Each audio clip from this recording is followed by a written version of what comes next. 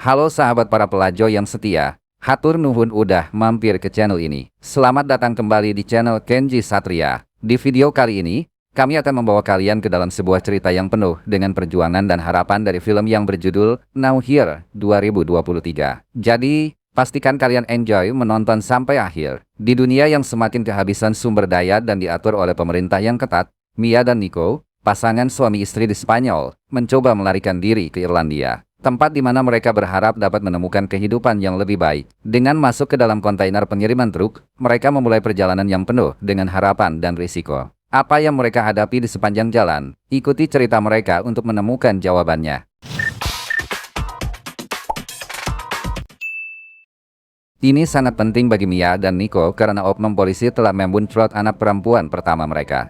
Sekarang mereka akan memiliki anak kedua dan ingin memberikan kehidupan yang lebih baik untuk mereka.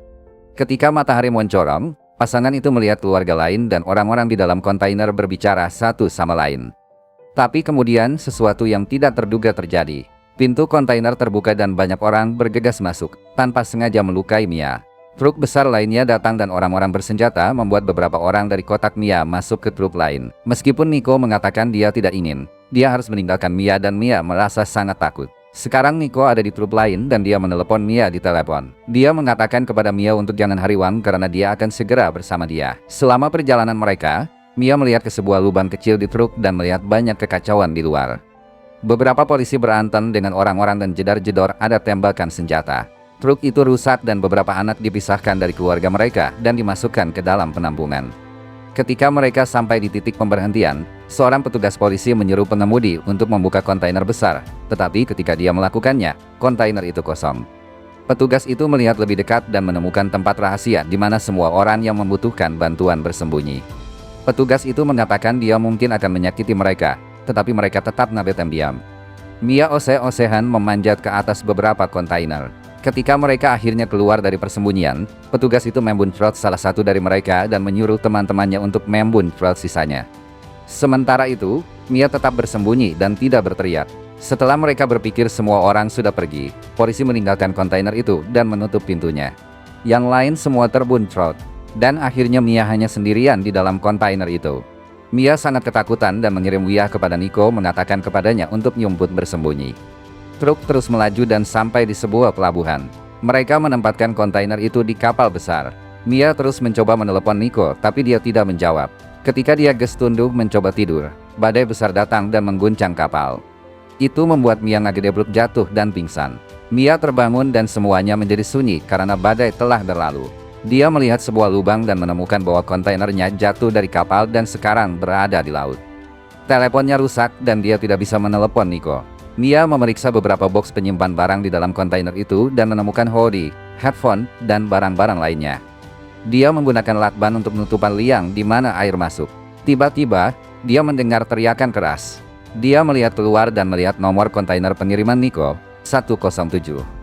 Dia berteriak dan memukul kontainernya, tetapi jarak antara kontainer itu terlalu jauh, sehingga teriakan di antara mereka tidak terdengar dengan jelas. Mia mencoba menelepon Nico dengan telepon lain, tetapi melihat kontainer Nico tenggelam ke laut. Selama malam yang penuh dengan kebingungan, dia mempertimbangkan untuk mengakhiri hidupnya sendiri. Tetapi kemudian dia merasakan bayinya bergerak menonjolkan di dalam perutnya.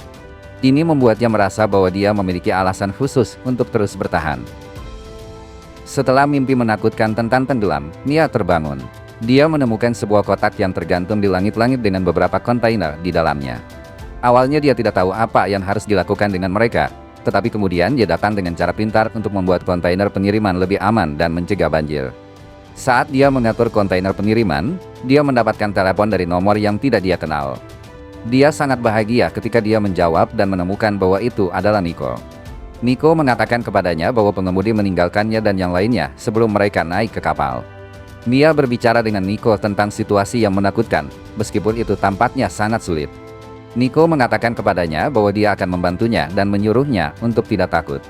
Mereka saling mengucapkan cinta dan menutup telepon, dan Nico berjanji untuk menelepon kembali segera dengan rencana untuk menyelamatkannya. Beberapa hari berlalu dan Mia membuat makanan menggunakan barang-barang yang dia temukan di kota-kota, tetapi semuanya tidak akan berjalan dengan mudah bagi Mia. Suatu hari ketika ada badai besar, air ketuban Mia pecah dan dia melahirkan bayi perempuannya. Saat badai, Bayi itu lahir di air dan awalnya tidak terlihat hidup, tetapi ketika Mia menepuknya dengan lembut di punggung, bayi itu mulai menangis dan Mia merasa lega. Sayangnya, karena badai itu, telepon dikecemplung jatuh ke dalam air, memutuskan sambungannya dengan Nico. Dalam beberapa hari berikutnya, Mia merawat putrinya. Dia membuat popok dari hoodie dan memberinya makan. Selanjutnya, Mia memiliki ide yang bagus. Dia mengambil bor dan mulai membuat lubang di langit-langit kontainer. Dia berharap bisa naik ke atas kontainer dan memanggil bantuan. Namun, bor itu berhenti bekerja sebelum dia selesai, dan Mia merasa frustrasi. Dengan marah, dia melemparkan semua barang ke dalam air. Kemudian dia menemukan pisau Swiss, pisau yang sama yang pernah dia pikirkan untuk digunakan mengakhiri hidupnya, sekarang memberinya sedikit harapan. Suatu hari, Mia makan terlalu banyak dan menghabiskan semua makanannya. Merasa sangat lapar, dia harus memakan plasentanya sendiri. Kemudian, dia mendengar suara keras dari luar. Dia melihat melalui lubang dan melihat monster laut besar menyerang kontainer. Mia dan bayinya ketakutan, tetapi monster itu tidak menyerang lagi. Sigan nama karunyan. Seiring waktu, Mia halahap kehabisan air minum. Dia mulai menjilat tetesan air kecil dari langit-langit kontainer. Keadaan memperburuk, pisau Swissnya patah dan dia mulai kehilangan harapan. Mia mengingat putri pertamanya, Uma, dan kemudian dia tertidur. Dalam mimpinya, Uma melempar pesawat kertas ke arahnya dan mengatakan itu salahnya karena membiarkannya bermain di luar, yang menyebabkan kematian Uma. Tetapi kemudian Nico datang dan mengatakan kepada Mia bahwa itu bukan salahnya, membuatnya merasa lebih baik. Ketika Mia bangun, hujan turun dan dia merasa senang karena dia bisa minum air hujan. Dia minum dan mengisi wadah dengan air hujan. Kemudian dia melihat kaleng tuna kosong dan berpikir itu bisa berguna. Mia menggunakan tutup kaleng dan tali seadanya untuk membuat lubang di langit-langit. Dia menariknya saat pik hingga akhirnya terbuka sepenuhnya. Dia merasa sangat bahagia bunga pisan dan melangkah keluar bersama bayinya, menikmati udara segar dan sinar matahari. Mia mengganti popok bayinya terus bekas popoknya dialungkan ke laut. Dia melihat ikan di dalam air nyotrokan popok tersebut. Mia mencoba ngalah lauk dengan tombak seadanya, tetapi tidak berhasil. Ketika dia berada di atas kontainer pengiriman, Mia melihat pesawat di langit. Dia masuk untuk mencari cermin kecil untuk memantulkan sinar matahari dan memanggil bantuan. Dia terburu-buru dan tanpa sengaja melukai kakinya pada bagian tajam di tepi lubang. Dia mulai berdarah dan merasakan sakit yang luar biasa. Mia mencoba memberi sinyal kepada pesawat dengan cermin, tetapi pesawat itu tidak melihatnya. Mia kembali ke tempat persembunyiannya dan membuat jarum jahit.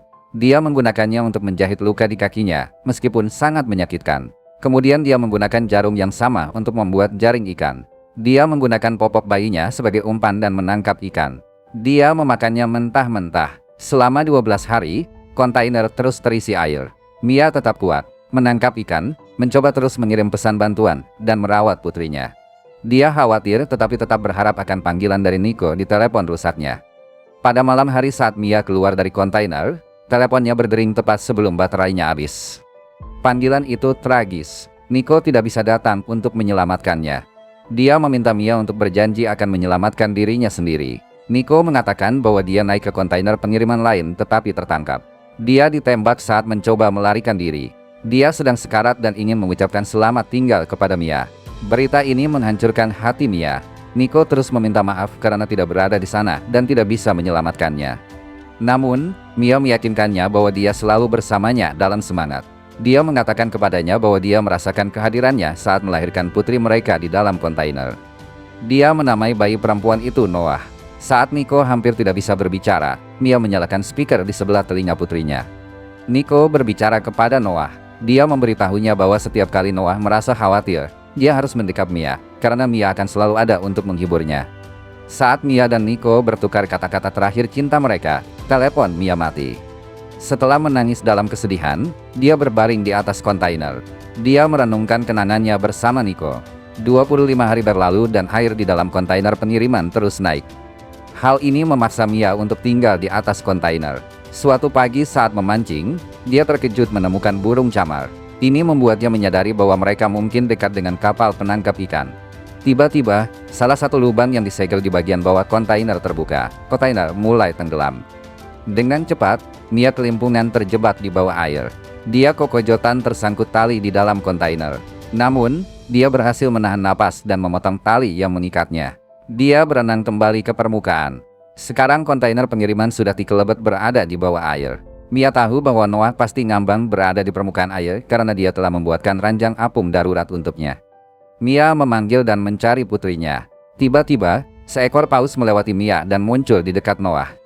Paus itu menyemprotkan air dari lubang semburnya ke arah Noah, membuatnya mulai menangis, oek-oekan. Mia mendengar tangisan Noah dan mojai ke arahnya. Dia memegang ranjang apung Noah sambil berbicara dengan putrinya dan dirinya sendiri, mencoba memberikan semangat dan harapan. Tiba-tiba, ketika Mia hampir pingsan, dia melihat lebih banyak burung camar di langit. Tak lama kemudian, seorang wanita di atas kapal penangkap ikan melihat burung camar berputar-putar di atas sesuatu di air. Dia memberitahu yang lain untuk mengarahkan kapal ke arah burung camar. Saat mereka sampai di sana, wanita itu menemukan ranjang apung. Di dalam ranjang, Noah aman dan sehat. Wanita itu tidak bisa percaya dengan apa yang dilihatnya. Dia melihat keranjang dan menemukan tali yang terikat padanya. Dia menarik tali itu dan menemukan Mia di dalam air. Segera, wanita itu membawa Mia ke atas kapal dan mulai melakukan RJP, yaitu resusitasi jantung paru, untuk membantunya. Meskipun usahanya yang gigih, Mia tidak bangun. Wanita itu hampir berhenti mencoba. Kemudian dia melihat Noah dan tahu bahwa bayi perempuan itu membutuhkan ibunya. Hal ini membuat wanita tersebut terus berusaha sekuat tenaga menyelamatkan Mia. Secara ajaib, Mia akhirnya terbangun. Dia kebingungan pada awalnya dan dengan cepat meminta anaknya. Dia masih belum sepenuhnya mengerti apa yang sedang terjadi. Mia memeluk Noah dan mulai melihat sekeliling. Dia melihat putra wanita itu dan ini membantunya memahami situasi. Mia tahu bahwa dia dan Noah akhirnya aman. Mia dan Noah kemudian dibawa ke Irlandia. Ini menandai akhir dari perjalanan panjang dan berat mereka. Setelah perjalanan panjang dan penuh cobaan, Mia dan putrinya akhirnya berhasil mencapai daratan. Mereka tiba di Irlandia, tempat yang menjadi tujuan mereka sejak awal. Meskipun kehilangan banyak hal, Mia kini memiliki harapan baru untuk masa depan bersama putrinya, Noah. Perjuangan mereka menunjukkan betapa kuatnya cinta seorang ibu dan keberanian untuk bertahan hidup di tengah situasi yang paling sulit sekalipun. Cerita ini bukan hanya tentang bertahan hidup, tetapi juga tentang harapan, cinta, dan tekad yang tak tergoyahkan.